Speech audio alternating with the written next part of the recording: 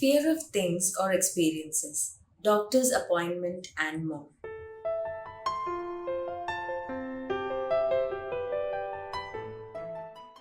Toddlers go through brave phases when they're always running into something dangerous, mostly out of ignorance about the possible outcomes, plus their excitement to explore anything and everything around them.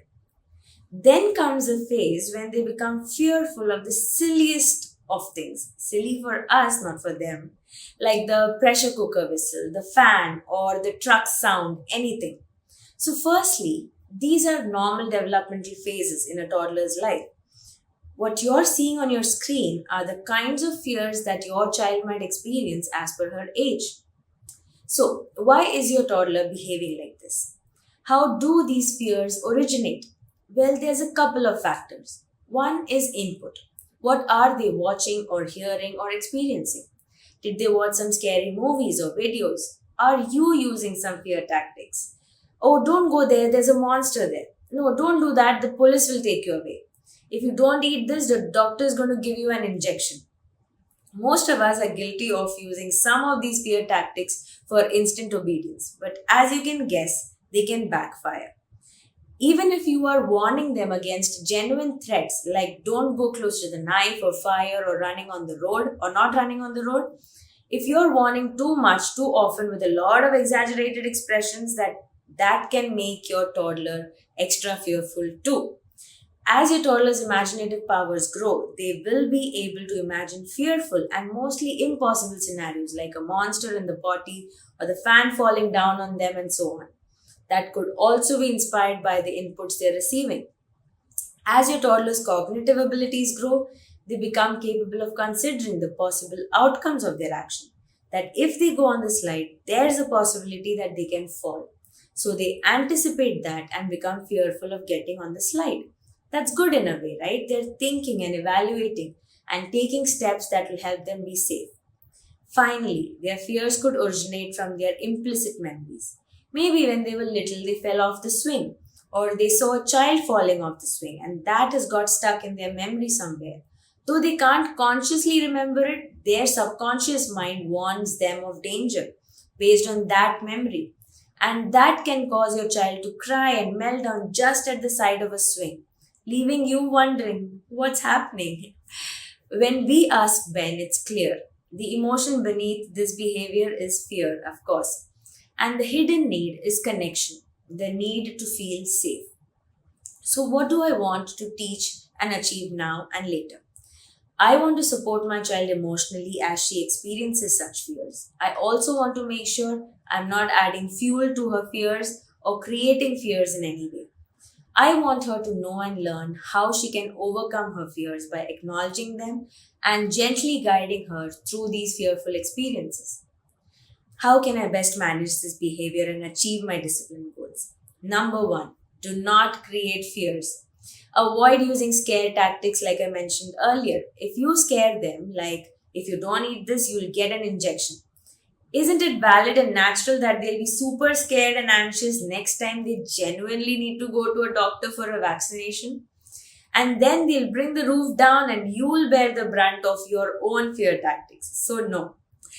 Also, be mindful about what your child is watching. Stay away from scary movies or make sure you're viewing any potentially scary content along with your child to help them make sense of it and explain that it's just a movie and that these things don't happen in real life. You are safe here with us.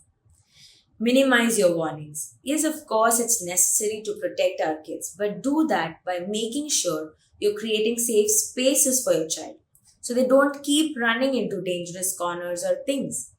Whenever you see them about to do something dangerous, quickly but calmly move in and move them away. And then calmly say, I can't let you go near the oven, it's hot. And then make sure they're safely away engaged in something else. So be mindful to not overreact. That could make your toddler excessively and sometimes unnecessarily fearful. Acknowledge their fears, very important. Don't minimize or laugh at their fears, no matter how silly they might seem to you. Their fear is real and it's really scary for them.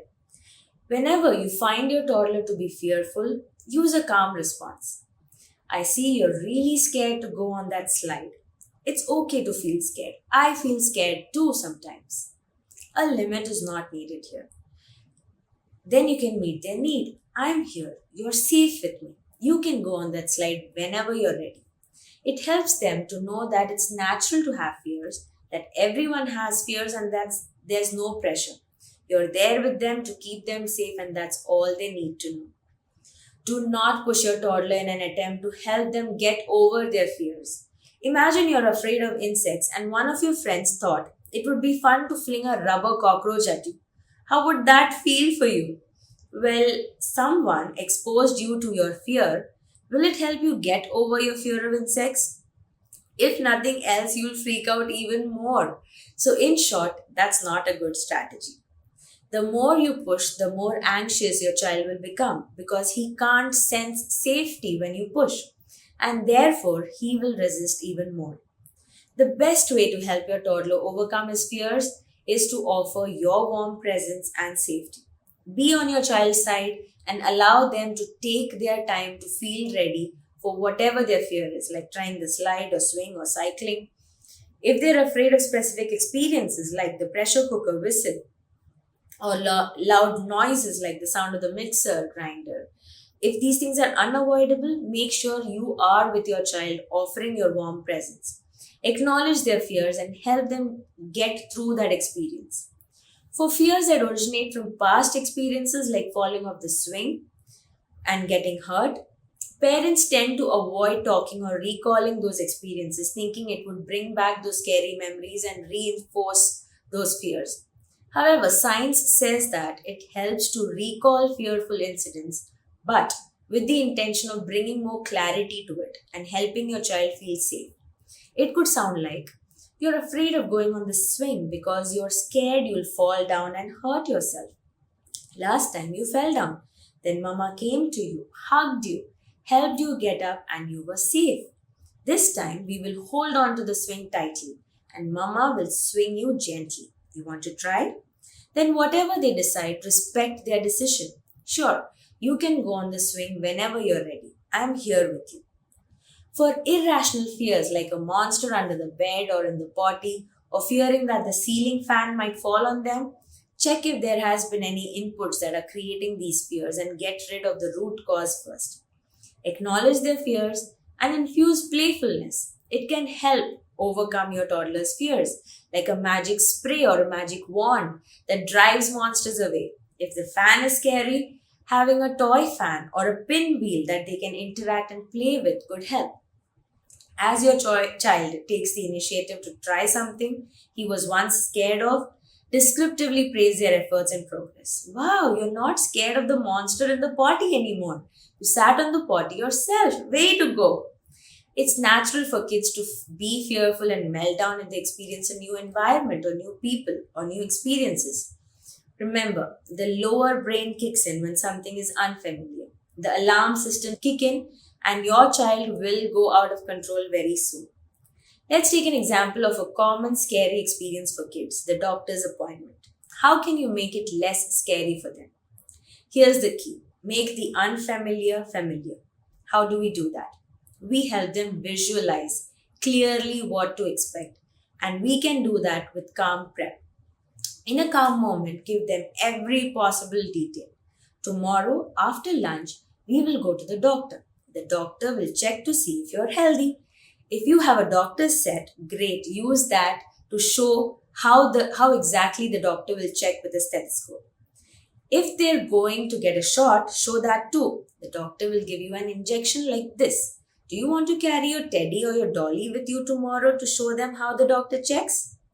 You'll repeat the same the next morning as well, giving them enough notice in advance, very casually, calmly, and confidently, and then put them in charge of something small. Role play is also a great prep tool. You be the doctor and check your toddler. Reverse roles. Let your toddler be the doctor. Let all her toys come for a shot. So we're keeping it casual and letting her know it's no big deal. Books, videos, stories, they help too. You can use these ideas to prepare your toddler for any event or experience that's new.